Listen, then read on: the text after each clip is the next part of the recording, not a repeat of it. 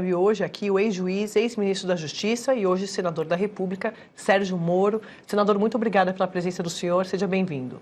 Tudo bem, Sadi, um grande prazer estar aqui falando no Globo News, falando com você.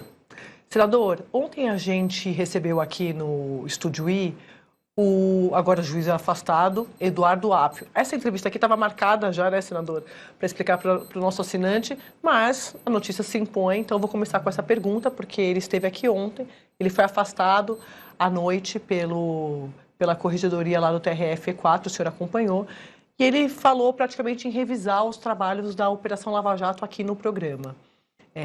Dentro desse voto em que o afastou, tem um trecho da decisão que diz que o filho de um desembargador, que é o relator da Lava Jato lá, teria sido ameaçado. E o filho dele é genro do senhor, pelo que eu entendi. Queria ouvir do senhor se o senhor tinha informações sobre isso, como o senhor vê essas declarações do juiz Apio a respeito do trabalho, da condução que o senhor fez na Lava Jato e a decisão que o afastou.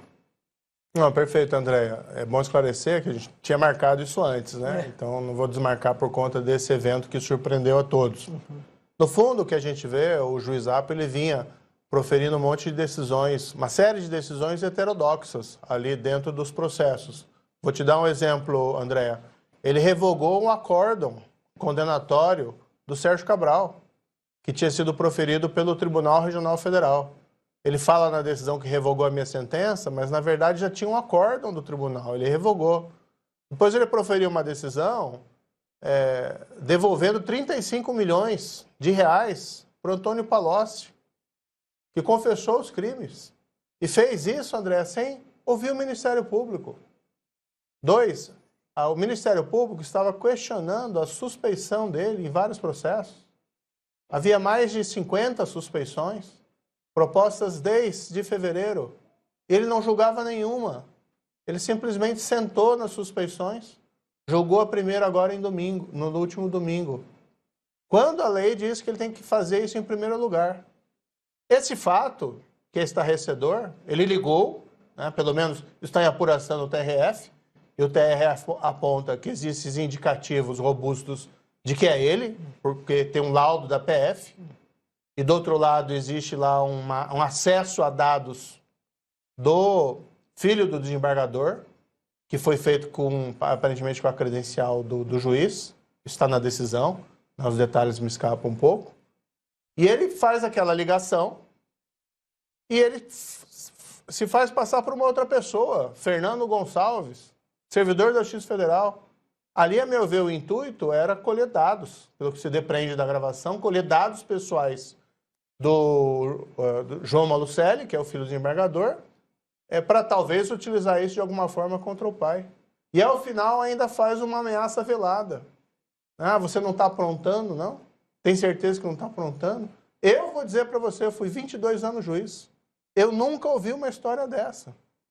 É algo que mostra, além do comprometimento da parcialidade do juiz, um certo nível de desequilíbrio.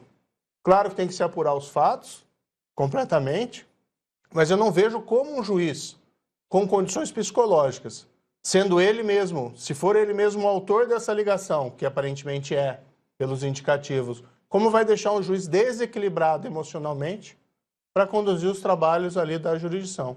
Eu fiquei a par dessa gravação, quando a ligação foi feita. Né? Na época, então antes. À época, porque eu tenho, né, uma ligação, nunca escondemos isso. Nunca escondemos. Não é meu genro, tá? Namorado da minha filha, tá bom? Mas eu fiquei sabendo, eu fiquei perplexo. O que nós fizemos? Recolhemos o material e entregamos lá ao tribunal, que fez toda a apuração. E nós nos distanciamos completamente, até para evitar qualquer tipo de questionamento. O senhor falou de parcialidade, eu fico pensando nessas... ontem a gente recebeu o juiz Apio, que fez críticas ao trabalho do senhor, e o senhor, a gente... sempre disse que é da turma, por óbvio, dos lavajatistas. Deltan também, enfim, toda aquela informação que veio à tona com a operação do caso da Vaza Jato, daquelas mensagens que está em apuração, enfim, eu sei o que o senhor pensa sobre isso. O meu ponto é outro. Quem ficou no lugar do Apio foi a juíza Gabriela Hart. O senhor deve ter visto agora há pouco, sei que o senhor estava em voo, mas a informação é essa.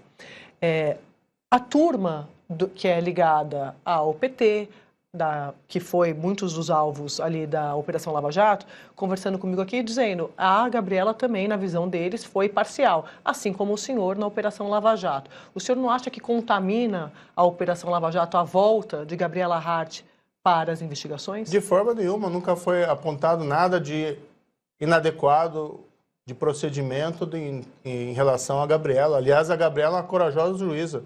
Quando teve aquele plano do PCC para sequestrar mim e minha família, ela proferiu a decisão decretando a prisão preventiva.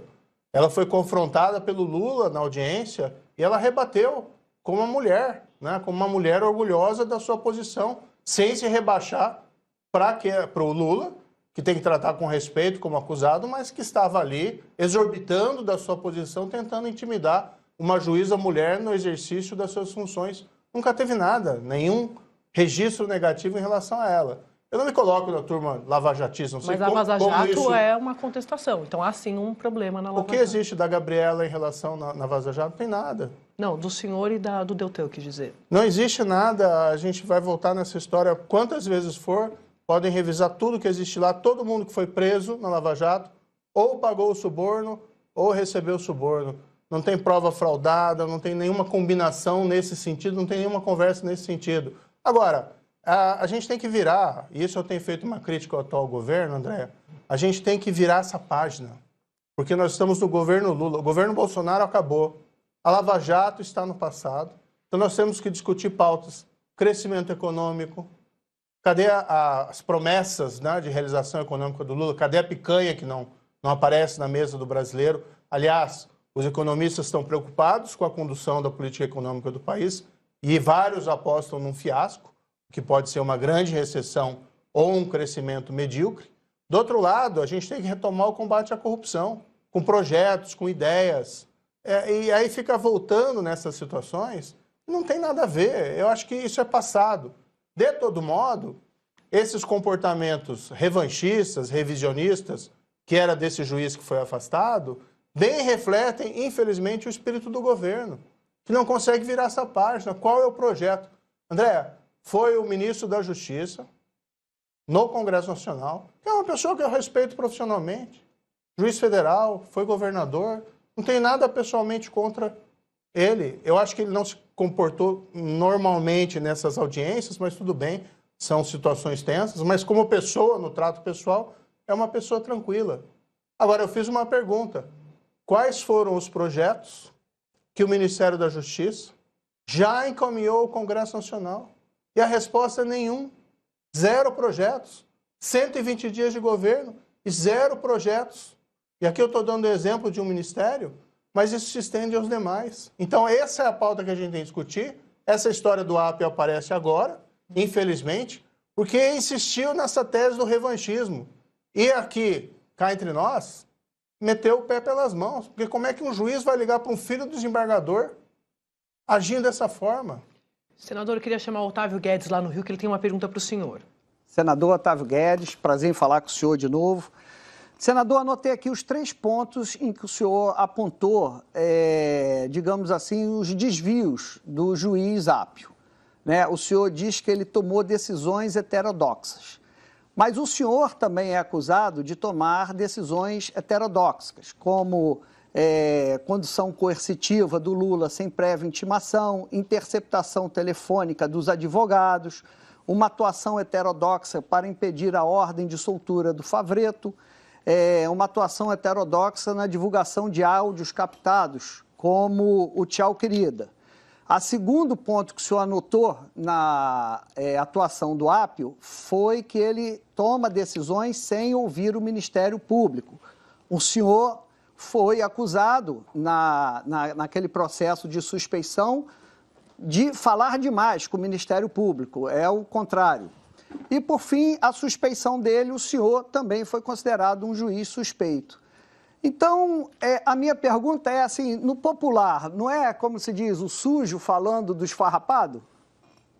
Não, Otávio, lamento que você pense assim. Eu apliquei a lei. É uma pergunta. Nós colocamos pessoas que cometeram crimes, que roubaram a Petrobras, 6 bilhões de reais, colocamos as pessoas nas prisões, proferimos sentenças, tudo ali seguindo o devido processo, decisões que foram confirmadas, inclusive pelo TRF.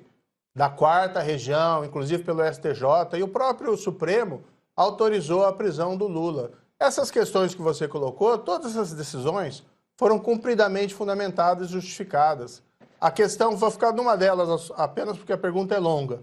A questão relacionada ali à condução coercitiva, os juízes faziam isso na época, não era só a 13ª Vara. Inclusive decisões do próprio Supremo Tribunal Federal já tinham determinado antes condução coercitiva de investigados. Então, se a prática, se o entendimento estava equivocado e houve uma virada jurisprudencial do Supremo Tribunal Federal, nós aplicávamos a jurisprudência. É a mesma questão de chamar a prisão em segunda instância de heterodoxa. É uma prática na França, é uma prática nos Estados Unidos. E em um determinado momento era a interpretação do Supremo Tribunal Federal. Então nós determinávamos, sim, a expedição do mandado de prisão, como foi o caso do ex-presidente Lula, quando o TRF confirmou a condenação no caso do triplex. Depois o Supremo reviu esse entendimento, mas isso não invalida as decisões anteriores, porque foram tomadas com base num precedente. E nós sempre ali seguimos certinho, ouvindo o Ministério Público, ouvindo a defesa, tomando as decisões, quando não era possível ali por uma questão de contraditório, para evitar que alguma decisão se perdesse, aí nós aplicávamos a lei, mas nós justificávamos isso. O que nós estamos vendo nos últimos tempos, com o juiz Apio, né, agora afastado por conta desse grave escândalo, são decisões que são muito difíceis de justificar. Por exemplo, qualquer juiz sabe que se entrar com uma exceção de suspeição num processo, a primeira coisa que o juiz tem que fazer é julgar a exceção de suspeição. Eu fazia assim, Guedes, na minha época tinha muita exceção de suspeição, eu entendia que não eram procedentes, mas eu não segurava os processos, não sentava em cima dos processos. E nós podemos ver ali que o Tribunal Regional Federal deferiu diversas correições parciais para que essas exceções fossem julgadas e eram completamente ignoradas pelo juiz. Então é uma heterodoxia que avança em muito qualquer limite do que eu conheço, por exemplo, na vida judiciária. A Isabela Camargo, senador. Senador, boa tarde. Fala ao vivo aqui de Brasília. Queria dar mais uma oportunidade do senhor falar a respeito do que o senhor mesmo falou. O senhor tem um vínculo com o filho do desembargador Marcelo Malucelli, João Malucelli. Qual é este vínculo? E o senhor não acredita que o desembargador poderia ficar afastado dos julgamentos do que diz respeito a decisões anteriores do senhor como juiz? Já emendando também para dar um amplo direito à defesa do senhor, ontem o juiz Apio falou a respeito das acusações aqui, que o Isabela, Tacla Duran não sabia. faz contra o senhor.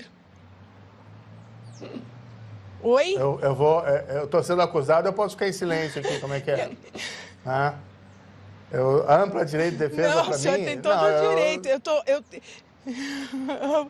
É uma brincadeira. O senhor me perdoe se não foi adequado, mas é porque ontem o juiz Apio falou a respeito deste assunto. Hoje nós estamos com o senhor aqui, então estou trazendo o assunto novamente para que o senhor possa falar. Mas era só uma brincadeira pela expressão. Mas, de fato, eu gostaria de ouvir o que o senhor tem a dizer a respeito desse ponto, porque era um caso que o Apio estava mexendo antes de ser afastado nessa decisão do Tribunal Regional Federal da 4ª Região. Senador. Isabela, ele não estava mexendo em nada disso. O desembargador Malucelli é uma pessoa absolutamente séria e competente. O que houve foi que ele proferiu algumas decisões, eu não sou parte do processo, e ele proferiu algumas decisões e houve toda uma celeuma em torno da decisão. Ele se afastou do processo. Isso foi ali pelo dia 13 de abril, salvo engano, 12 de abril. E o juiz Apio não tem nada a ver com isso, depois que ele se afastou. Aliás, assumiram o processo 2 outros desembargadores, pessoas absolutamente competentes e sérias, com elevada reputação, o Thompson Flores, lá do TRF, o Loraci, e eles vêm proferindo as mesmas decisões. Rever as decisões do juiz Apio acabava sendo uma necessidade por essa aplicação heterodoxa da lei. Isabela, ele revogou um acórdão do tribunal. Todo mundo, qualquer juiz sabe que não pode revogar um acórdão, devolver 35 milhões de reais para o Palocci, que confessou os seus crimes. Então, uma coisa não tem nada a ver com a outra. A gente nunca escondeu nenhuma relação. o filho do desembargador namora minha filha. Eu não sou parte do processo, nunca fui parte dos processos lá na Operação Lava Jato. Mas como houve aquela celeuma, o desembargador optou por se afastar, outros juízes assumiram a condução dos processos e continuaram revisando as decisões do juiz Apio. E o juiz Apio continuou a cometer diversas e manifestas ilegalidades, até o ponto de fazer essa ligação esdrúxula, que em qualquer circunstância não se justifica. Infelizmente, né? E aqui, André, deixar muito claro, eu não comemoro o infortúnio de ninguém, não. Eu vi quando foi afastado o deputado Deltan, que houve comemoração por parte da oposição, do governo, de pessoas ali dentro do governo, da base. Eu achei aquilo uma tragédia, né? Porque se pode não concordar com o deputado, mas são 344 mil votos suprimidos e uma pessoa que tem um sofrimento, né? A meu ver, injustificado, com todo respeito ao TSE, sempre tive um grande respeito aos tribunais. Agora, o juiz Apio, ele é afastado, eu não comemoro, não. Mas a gente tem que colocar as coisas no devido lugar. Não pode um juiz ligar a um filho de um desembargador e ameaçá-lo. Aliás, não pode o juiz ligar para ninguém e ameaçar ou fingir que é uma terceira pessoa. Então, a gente vai agora passar pano nisso porque o filho do desembargador tem alguma relação comigo? Não tem nada a ver, eu não influí no processo, eu não sou parte do processo. Então, essa história é assim, e aqui exercendo o meu direito à ampla defesa, como foi colocado, não ficando em silêncio, né? Eu vi que o juiz se recusa a responder se é ele mesmo na voz, ali naquele caso, mas tem coisas gravíssimas. Outra coisa que aparece no processo é que um magistrado da 4ª Região, logo antes da ligação, ingressou em dados cadastrais que só magistrados poderiam ter, relativamente ao filho do desembargador, João Malucelli. E passou esses dados para um advogado. Advogado, aliás, ligado ao grupo Prerrogativas, que publicou na rede social. Isso logo antes das ligações. E aí o tribunal faz um raciocínio, está na decisão, isso vai ter que ser apurado, de que esse também é um elemento de comprovação de que a voz é do Apio, porque ele entrou no cadastro do João para pegar os dados. Então é gravíssimo. Imagina um juiz abusar do seu poder para entrar num sistema de informática, pegar dados de alguém, seja filho de desembargador ou de qualquer pessoa, e vazar para a rede social. Senador, o Daniel Souza, lá no Rio, tem uma pergunta. Senador Moro, boa tarde, um prazer falar com o senhor. O senhor há pouco falou um pouco sobre a cassação do Deltan, né? O deputado Deltan foi cassado há poucos dias e fez referência, inclusive, ao que o senhor considera em relação a essa cassação. Mas agora o senhor é um político, foi juiz, agora é político, e a política é feita de símbolos. O senhor não estava ao lado do Deltan quando ele fez ali um pronunciamento no Congresso Nacional em relação à sua cassação. O que isso significa? O senhor tem algum movimento de distanciamento? Existe, inclusive, uma preocupação? Afinal, o senhor também tem um processo no âmbito do Tribunal Superior Eleitoral? Existe alguma estratégia por trás? Por que o senhor não estava ali ao lado do Deltan naquele momento? Daniel, coincidentemente, isso até foi revelado pela imprensa, eu estava numa audiência pública, aliás, com o ministro Alexandre de Moraes, que é uma pessoa que eu respeito bastante. Nós temos muitos pontos de convergências na área da segurança pública. Ele foi secretário de segurança lá do estado de São Paulo, agora ministro do Supremo. Eu lembro até que na época do Ministério da Justiça, nós tínhamos pautas comuns, porque nós acreditávamos ali na aplicação da lei, num certo endurecimento em relação à criminalidade, principalmente crime organizado. Então, fui discutir alguns projetos com ele. Tenho também as divergências com ele, como todos, normalmente, nós temos convergências e divergências com todas as pessoas, inclusive com os ministros do Supremo Tribunal Federal. Foi no mesmo horário, eu já tinha previamente marcado, não pude comparecer. Mas eu tenho uma absoluta solidariedade em relação ao Deltan Dallagnol.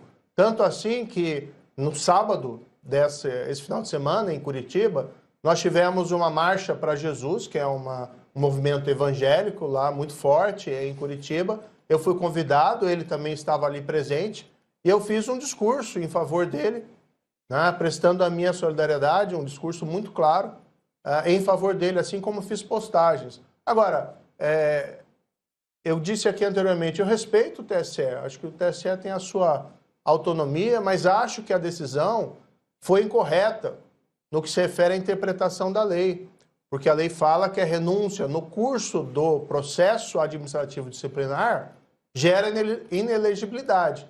E fizeram uma interpretação que antecipou esse momento da inelegibilidade. Agora, o grande problema não é só quem gosta ou não gosta do Deltan Dallagnol.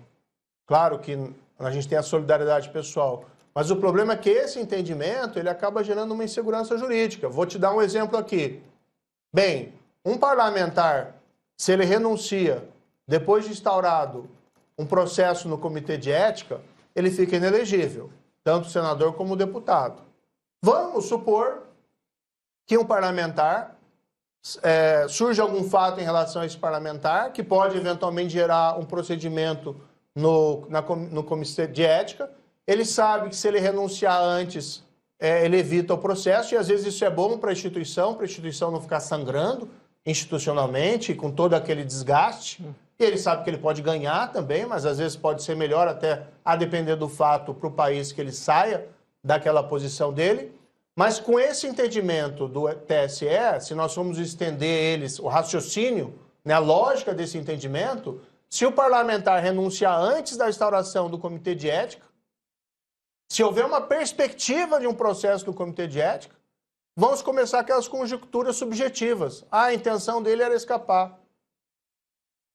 E aí ele pode, mesmo renunciando anteriormente, ficar inelegível. Isso pode valer para vereador, isso pode valer para deputado estadual, isso pode valer para prefeito em processo de impeachment. Então é importante, e aqui é a minha crítica jurídica ao TSE, né? Eu não entro em embate pessoal, nunca ofendi instituições, nunca fiz nada disso. Mas a minha crítica é que é importante a gente ter marcos objetivos para ter segurança jurídica. E essa interpretação que foi feita, a meu ver, é uma interpretação incorreta, que elastece, gera essa insegurança, não só para essa situação que é muito peculiar, né? Quantos procuradores vão se deparar com o mesmo tipo de caso, mas a lógica do precedente pode ser estendido para outros casos. E esse precedente pode ser estendido para outros casos, não é pelo ministro Alexandre, não é pelos ministros atuais do TSE, isso está plantado para o futuro, para novos TSEs e para novos TREs no Estado. Então, acho que não é a melhor interpretação, divirjo respeitosamente, mas eu não abandonei de forma nenhuma o Deltan, ao contrário, fiz a minha solidariedade em discursos e em posicionamentos nas redes, mas sempre respeitando as instituições. E acho que isso é importante nos dias de hoje, para que a gente não repita erros do passado. Senador, vou dar boa tarde para a Ana Flor, e a Ana tem uma pergunta para o senhor. Senador, o senhor está falando, boa tarde, em primeiro lugar ao senhor, Andréia, todo mundo que está com a gente aqui no Estúdio I. O senhor está falando de não repetir erros do passado e o senhor há pouco também falou em a Lava Jato ficou no passado e que o senhor não se considera lavajatista. Agora, há muitos casos ainda da Lava Jato correndo na Justiça, inclusive no Supremo Tribunal Federal, revisões de decisões da Lava Jato, até mesmo possibilidade de cancelar acordos de delação premiada. E os seus críticos atribuem essas decisões à relação com o Ministério Público, ao fato de o senhor ter tomado decisões como, por exemplo, tirar o sigilo da delação de Antônio Palocci, ao fato de ter aceitado ser ministro de Jair Bolsonaro. Eu queria lhe perguntar como o senhor se defende disso. O senhor fala que Apio colocou os pés pelas mãos. Será que também não foi o seu caso? O senhor, de alguma maneira, não deixou uma sementinha que atrapalha o combate à corrupção? Não, Ana, pelo contrário. Eu estou vendo que eu estou meio sendo acusado aqui, viu?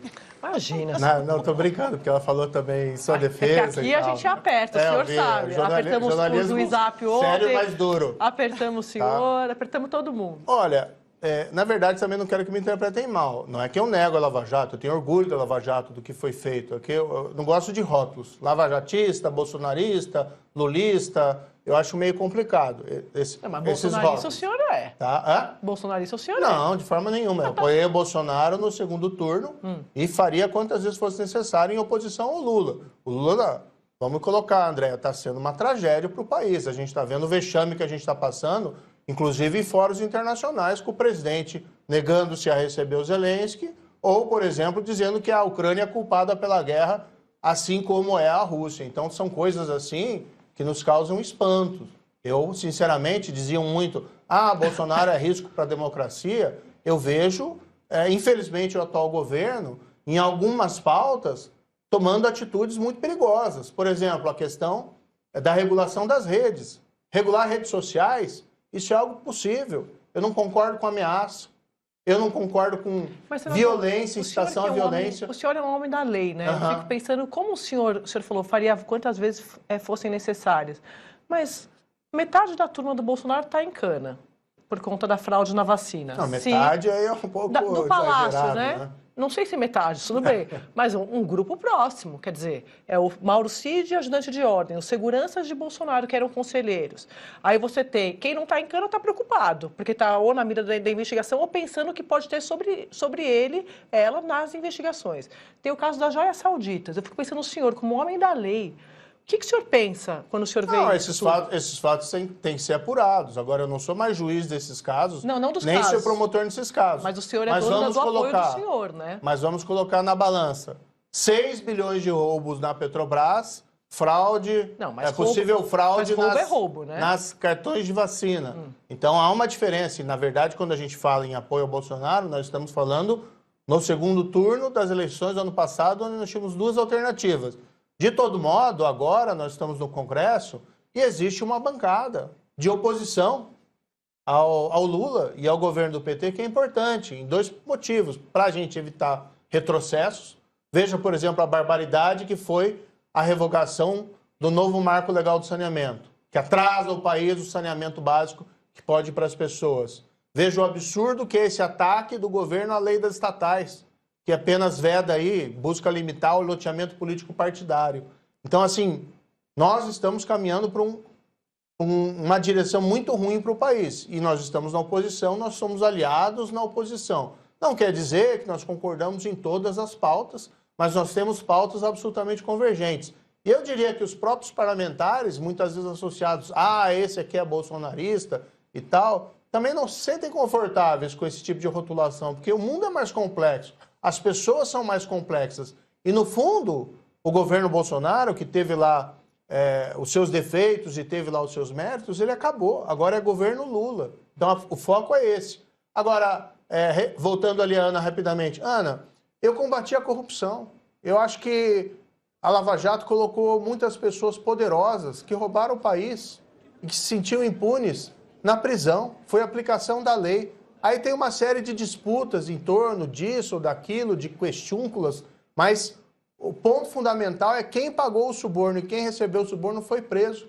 E isso não está acontecendo mais nesse país. Então essa é a pauta do momento que a gente tem que discutir, como é que a gente resgata o combate à corrupção no país, como é que a gente constrói um país melhor. Eu apresentei, Sadi, semana passada, projeto de lei 2581, que é um projeto que é uma resposta àquelas fraudes que nós vimos nas lojas americanas.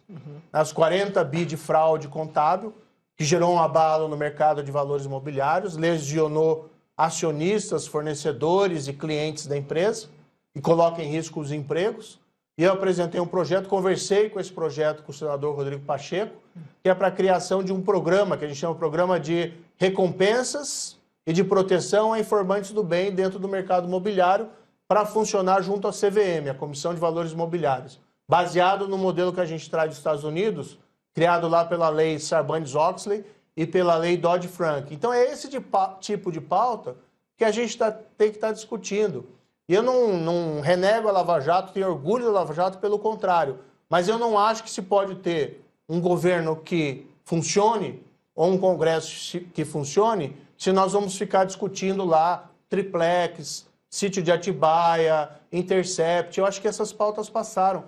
Você pode ver lá, eu nunca subi na tribuna do Senado e fiquei falando dos crimes do atual presidente, que eu entendo foram anulados, ele não foi absolvido, mas eu não entro nessa pauta. Eu não fico falando do sítio, eu não fico falando do triplex, eu estou falando de temas atuais que importam para o país. Agora, quem não faz isso, infelizmente, é o governo. E não só em relação à Lava Jato, é a desconstrução da Lava Jato, é a desconstrução das reformas do governo Temer, é a desconstrução das reformas do governo Bolsonaro. O senhor falou de reformas e também de governo Lula. O Daniel Souza, o Marcelo Lins, desculpa, tem uma pergunta para o senhor. Isso, pensando um pouquinho, pegando esse gancho, obrigado, senador, por estar falando com a gente hoje aqui. Esse gancho de desconstrução, se a gente for também botar nesse rol, a gente vai ter ali a desconstrução dos órgãos de fiscalização da Amazônia, com preço alto pago pelo Brasil. A gente vai ter desconstrução da ideia da consolidação da democracia também, que foi posto em xeque naquele 8 de janeiro também. Então, me parece que essa não seja o foco do nosso debate aqui ou da nossa entrevista. Mas um que pode ser o foco, o Brasil já pagou um preço caro lá atrás por jogar para baixo do tapete questões ligadas ao passado. Por exemplo, ao não acertar as contas com a ditadura militar implementada com o golpe de 64. E me parece que há muitas questões que ficaram ainda abertas, relacionadas ainda à Lava Jato, mas que o Brasil merecia saber o que aconteceu. Por exemplo, a questão do advogado Tacla Duran. O senhor não acha que deveria, de uma vez por todas, ser esclarecida aquelas acusações que envolvem o seu grupo? Porque há, sim, um grupo político ao qual o senhor é associado e não tem como dissociá-lo também do movimento maior do bolsonarismo. Afinal de contas, o senhor foi ministro do governo Bolsonaro, depois saiu naquelas circunstâncias que todos sabemos, mas depois fez as pazes na campanha política e apoiou o Bolsonaro do segundo turno. Então, não seria bom também resolver de uma vez por todas, esclarecer o que ficou por esclarecer relativo aos processos lá atrás, para poder seguir adiante com a tranquilidade de ter todas as informações à disposição da sociedade? Olha, eu tenho a consciência absolutamente tranquila em relação a esse tema. Eu, se quisesse me vender, me corromper, eu tinha enriquecido como nenhum outro juiz nesse país durante a Operação Lava Jato. A gente tinha como réus Odebrecht, Andrade Gutierrez, as grandes empreiteiras, os políticos mais poderosos do país, Lula, José Dirceu, Sérgio Cabral, Eduardo Cunha. Nunca nada aconteceu disso. Nós, na verdade, eu era um juiz duro, eu proferia decisões rigorosas. Aí tem esse indivíduo que conta essa história desde lá de 2017 e não tem prova nenhuma. Eu não tenho problema nenhum em que me investiguem, verifiquem e tal, etc. Não vou encontrar um centavo de nada errado, seja aqui em qualquer outro lugar. Agora, difamação contínua. E veja, a única pessoa que dava credibilidade, vamos colocar claro, a única pessoa que dava credibilidade a esse Tacla Duran era o juiz Apio, que a gente está descobrindo agora quem é, que é um juiz que liga para o filho do desembargador para proferir ameaças, para fingir que é uma terceira pessoa. Então, toda essa história, me desculpe, é uma patifaria. E eu até, quando teve a abertura dessa investigação, aqui do Supremo, eu peticionei no Supremo e disse o seguinte, eu não quero foro privilegiado, eu acho isso um absurdo. Ser o político tratado como alguém melhor que o cidadão comum, com esse tratamento privilegiado, eu prefiro que o meu processo vá lá para a primeira instância. E se quiserem abrir minhas contas, podem abrir minhas contas, podem fazer o que quiserem. O que existe nesse caso é patifaria. Desde 2017, a mesma ladainha, sem qualquer elemento concreto. E aí eu peço para você, né, seja o ouvinte, ou seja o jornalista que fez a pergunta, vai examinar os fatos, vai olhar se tem alguma coisa palpável. Fica falando o cara, pagou para o escritório da esposa do Moro. Minha esposa nunca recebeu um centavo, nunca foi sócia de ninguém que recebeu dinheiro nesse caso. Ele fala do advogado que ele pagou lá de Curitiba, né, que é um advogado competente, o Marlos Arnes, que é conhecido, pagou lá no exterior, sei lá por que pagou no exterior, e fala como se isso fosse um pagamento para minha esposa. Nunca foi sócio, nunca teve relação, nunca tem um centavo de nada indo para minha conta, da minha esposa, para qualquer pessoa ligada a mim. Agora, a gente passou por 4 anos de Lava Jato, enfrentando os piores criminosos do país, depois com o ministro da Justiça enfrentando o PCC, enfrentando o crime organizado, e fica essa história, essa ladainha, essa mentira reiterada, sem ter qualquer prova. Então, isso é um absurdo. Agora, o que eu estou dizendo? Isso é a pauta desse governo. É a mão desse governo criando esse clima de revanchismo em relação a Temer, em relação a Bolsonaro, em relação a Lava Jato e em relação a todos os atos e reformas que foram feitas. O que o governo devia fazer? Aprofunda as reformas. Vamos implantar a lei do saneamento. Se tem problema na reforma do ensino médio, vamos melhorar. Vamos ir adiante. Vamos fazer a reforma tributária, mas vamos fazer também a reforma administrativa para diminuir os gastos da máquina pública. Porque como é que vai fazer uma reforma tributária baseada em aumento de arrecadação de impostos? Pergunta lá se um brasileiro quer pagar um centavo, um tostão a mais para o governo Lula para gastar com apadrinhado político e estatal. Não quer. Então o país está na direção errada, o país está na pauta errada e esse revanchismo, essa tentativa de toda hora rediscutir, o problema da Lava Jato. A Lava Jato prendeu o bandido, pura e simplesmente. Tá? E até faço uma correção aqui, que eu vi a anotação ali quando estava na tela. Moro não se coloca na turma lavajatista. Não, eu tenho orgulho do Lava Jato. Eu só não gosto de rótulos. Porque eles simplificam demais o que são as pessoas. Assim como às vezes o pessoal critica lá, como pode, a Globo, critica a Record, critica jornalistas e tal. E eu nunca concordei com ofensa de nem nada desse sentido. Eu não acho que ninguém pode ser explicado porque trabalha numa emissora ou outra, entendeu? Então eu não gosto dessas coisas só. Só para esclarecer, para não falar que depois eu estou negando a Lava Jato, que não é nada disso. Senador, a gente vai fazer um intervalo. Na volta a gente vai falar da CPI dos atos golpistas. Perfeito. E muito mais lá no Senado. Fica aí, você que está em casa, rapidinho.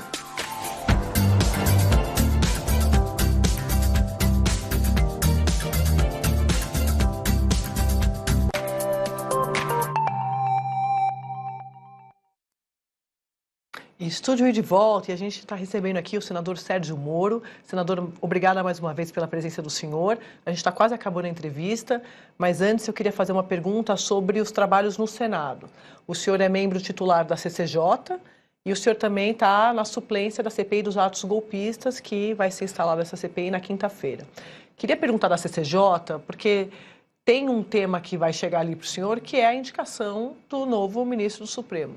Se for o Zanin, que o senhor conhece bem da Lava Jato, ele vai ter problemas, o senhor acha?